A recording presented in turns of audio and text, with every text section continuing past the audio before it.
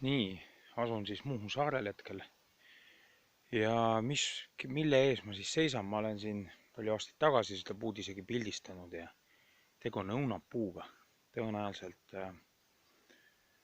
kas 100 kuni 100-aastase puuga.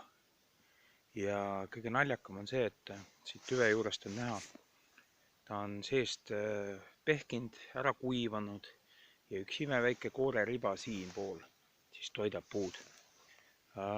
Ma olen seda puud aastaid imetlenud, kusjuures tal on siin täiesti elujõulisi okse siin nende harude otsas ja nali naljaks, aga see õunapuu kannab.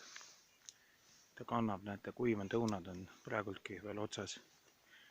Ja ma nüüd näitan visuaalselt seda siis, milline see puu on. Ja koort siin ju sisuliselt ei ole, näete, see koore osa on ka lahti tulnud. Nii et ta elab selle koore massiivi najal. Siin on õõnsused sees.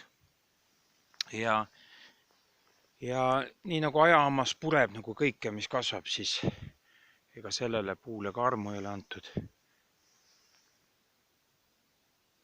Õõtsub. Et veel ei ole tormidega ümber läinud, viimase tormiga siin Saaremaal ka ei läinud, nii et uskumatu, aga tõsi, et veel vanas eas nad kannavad vilja.